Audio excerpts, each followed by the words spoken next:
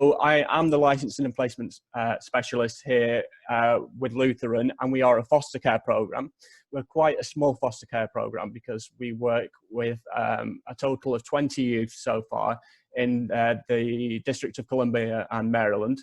And our youth are all unaccompanied refugee minors. So all of them were born outside the States, and they had to leave their countries because it was no longer safe for them to remain there.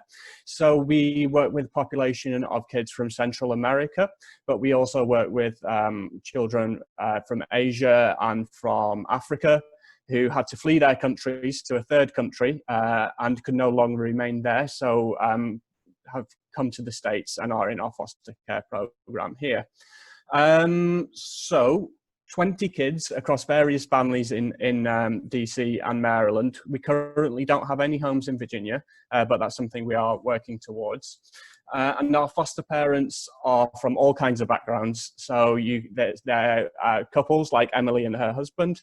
They are single parents. They're from all kinds of faiths and backgrounds. We work with LGBTQ couples as well.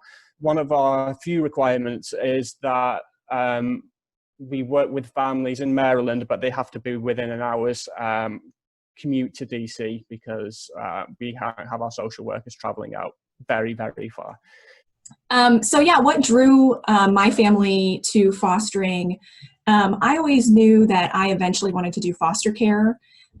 As Dana mentioned, I had been a child abuse and neglect investigator in my first job out of college, and I really saw there was this huge need for quality foster homes to provide temporary care for kids.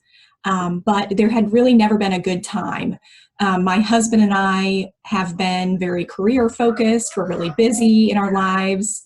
And really, I knew that in order to be a good foster parent, I would have to have the time for things like attending the court hearings and partnering with birth parents and being a part of those visits and, helping the child through those transitions. And so never seemed like the right time. And then I heard about the Unaccompanied Refugee Minor program. And I became really interested because this was a program that was really about helping young adults, usually, who were coordinating, who were really, you're trying to help them gain independence in their abilities to become independent here in this country. And it just seemed like it would fit in our life in a different way that traditional foster parenting really, we couldn't do that well at the time. So I reached out to learn more about it. And that's what started the process for us. Of course, things never turn out how you would expect them to. And I ultimately, it has been maybe just as demanding as traditional foster care would be. Our daughter will probably be our one and only placement, although never say never. And so, we'll probably get to more of this later, but our family has actually expanded quite a bit more than we anticipated it would. Your foster daughter has her own children. So what made you reach out and decide to foster a teen mom?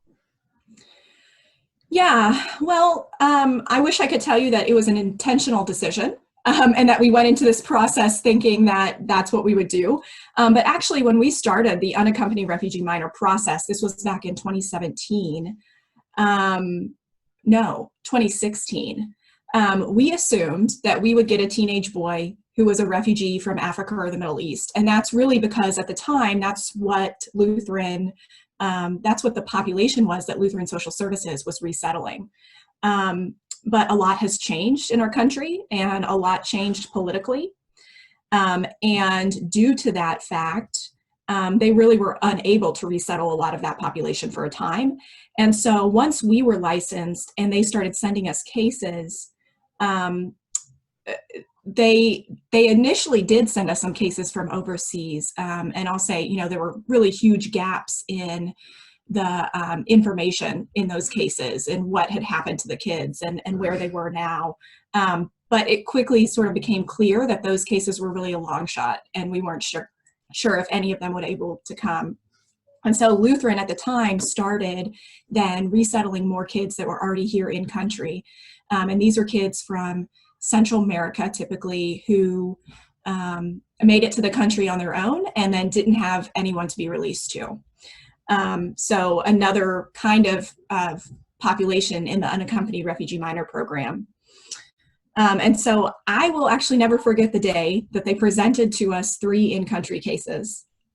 It was 2 boys, one of which had mental health issues that I'm actually not sure they were safe yet to be out in the community, and so that was sort of a deciding factor for us.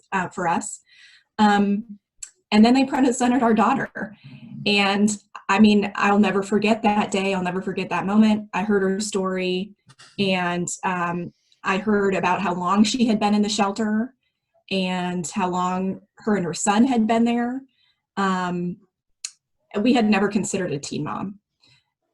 But, you know, you will hear adoptive parents often talk about this, of hearing about their child and kind of having that just knowing feeling. I'm a scientist. I tend to believe in facts and not necessarily that, that more, you know, unexplainable supernatural feeling, but it was definitely something that we experienced. And so after the phone call, we indicated our interest. After the phone call, my husband and I talked about it and decided that we would try to create space for a teen and a child because of her specifically. Yeah, well, it first started with, I just called to learn more about the program. So I talked to someone, and then I think probably about 2 months later, they had a class starting. And so we started doing classes, and that was about a 3-month process. So we started doing that in November. And there was, the classes met, you know, once a week, and you're meeting with other foster parents. And then there's, of course, a ton of paperwork to do. You have to go do police clearances. You have to have, you know, evacuation plans for your house. You have to get the room all ready. You have to do interviews with case workers. So after the classes is actually when we did the bulk of the paperwork, and then the home visits and interviews. My husband and I met individually with the social workers and then together, and they're, you know, trying to assess things like your marriage, your discipline philosophy, how you communicate as a family. And then there's some home inspections that are done. And then, you know, once all the paperwork's completed, you become licensed, and that's when they start presenting cases to you. And I think your next question is about time frame. From beginning of that process until we had a placement was a year. And we were actually matched with our daughter in July, but she could not come to be with us until October. First airport meeting. And okay,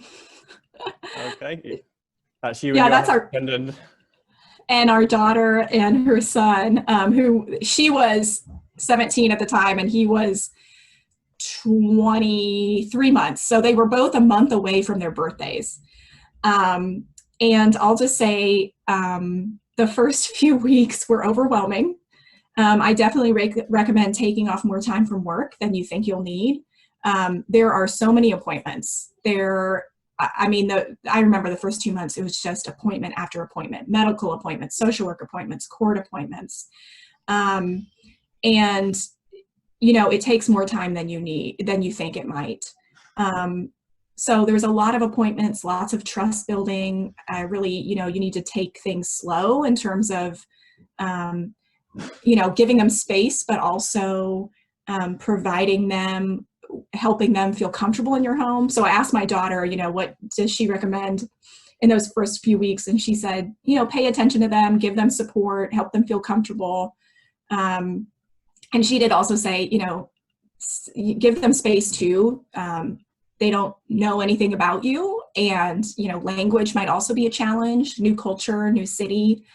I would say too, though, I mean, talking about food early on is really huge. And I think it's probably consistent for a lot of kids.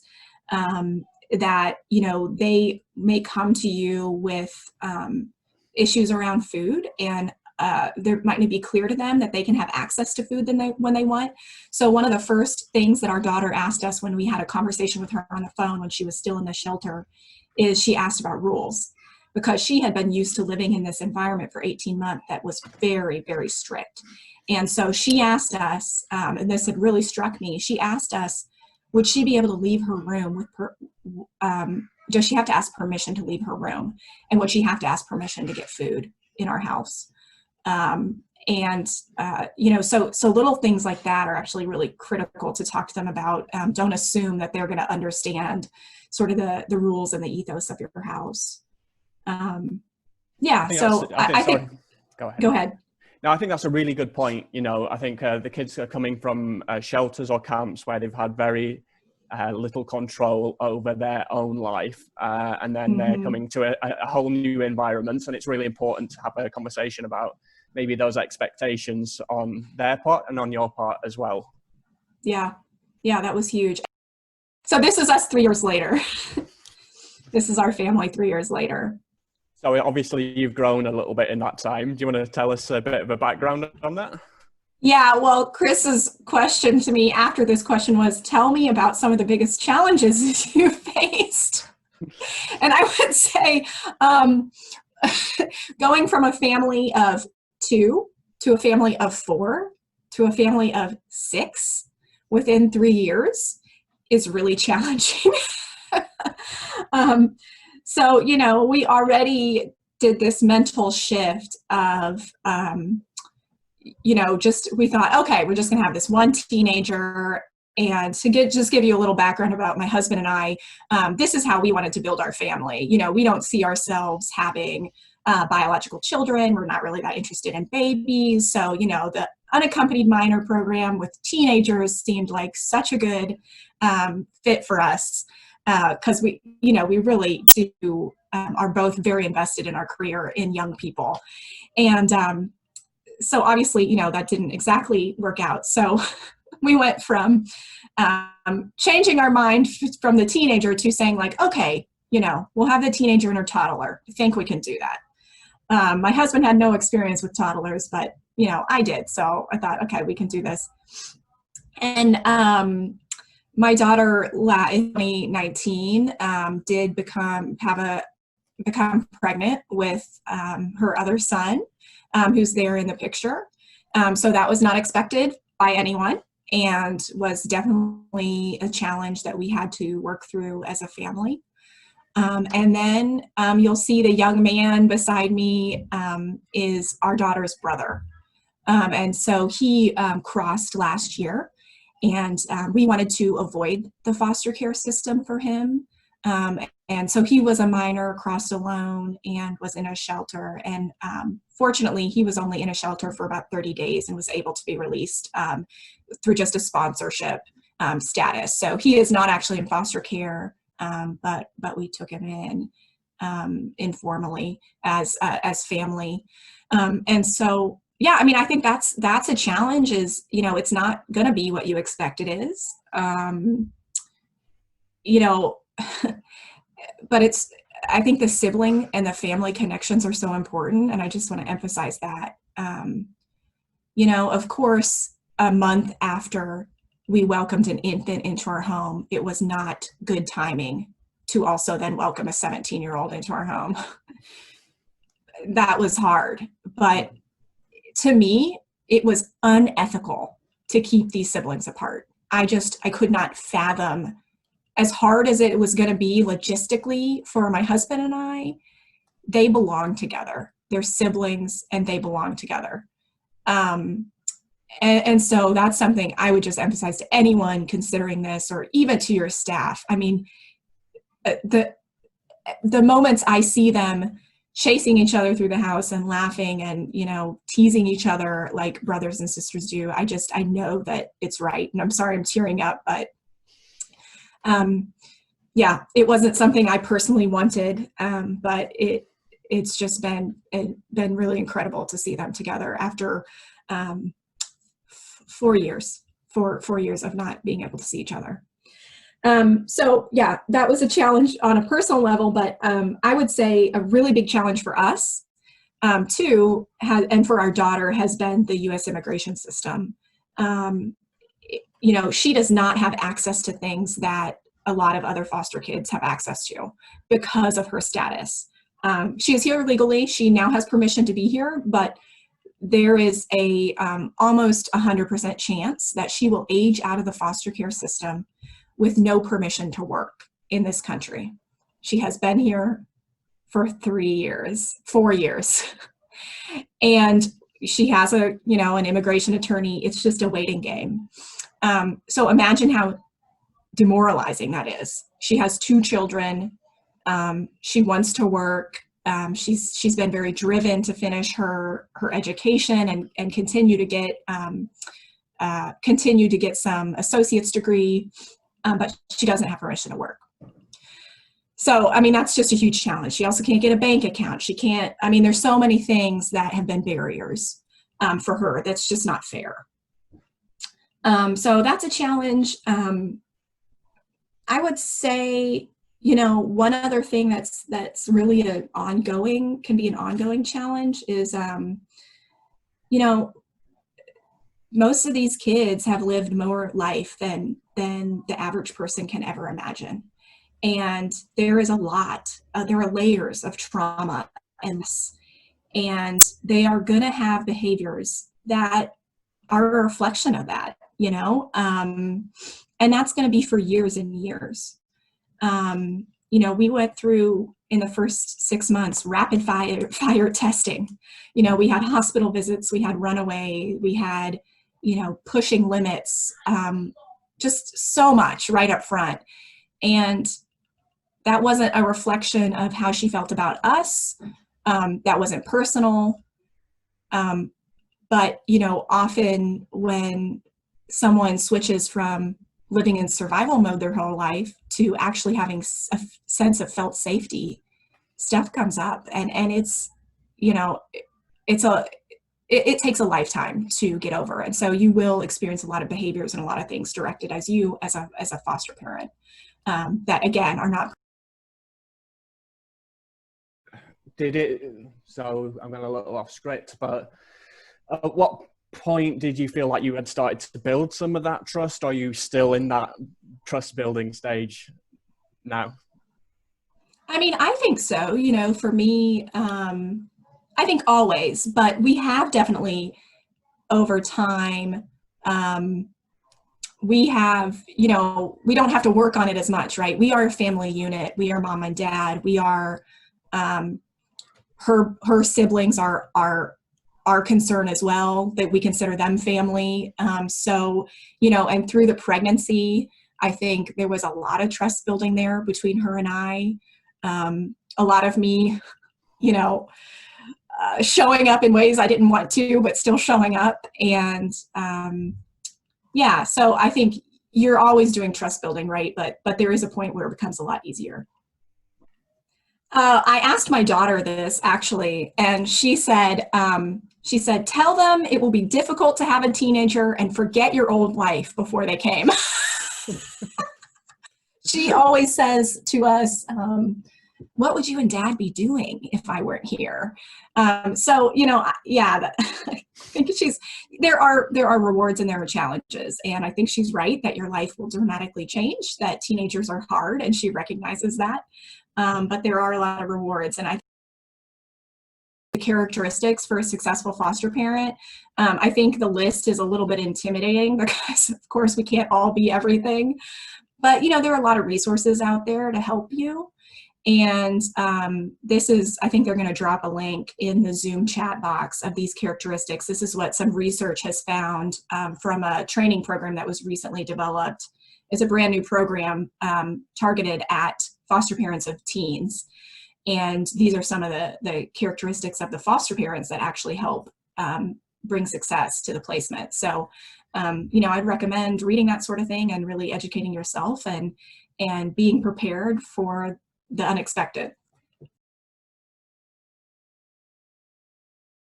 Yeah, so this is something I was going to talk about that I didn't. We do not speak Spanish. So from a best practices in child welfare placement, this was not best practice, right? Really, children should be placed with someone of their cultural background, someone that speaks their primary language, someone that looks like them, a household that looks like them.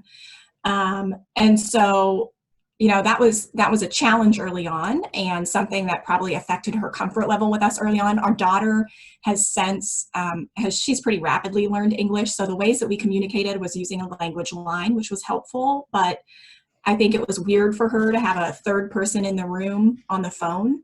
So we actually didn't use it that much. We sort of started speaking English, early on. We did use translators though, and my husband speaks some Spanish. But she was pretty motivated to learn English as well, so she would really try to learn. And with her brother, he does not speak English, hasn't really learned very much. I use Google Translate, the voice Google Translate, all the time with him, and it's not ideal, but we have actually had some pretty, deep conversations through it. And we also text back and forth, and I can have those texts translated. So I would say any kid in foster care, almost all of them have to have professional mental health services, but this is true of teenagers in general, but I think maybe even more true of kids in the Unaccompanied Refugee Minor program. They are coming from cultural contexts where counseling and sitting in a room with a counselor is very unusual. And so a lot of kids have resistance to this counseling. And we had to eventually sort of let her have her own decision making and have a sense of agency over it and make her own decisions. And they aren't decisions that, I wish she would have been more interested in engaging in mental health services, but she wasn't. And so we just had to respect that. So yeah, a lot of it has just had to be here.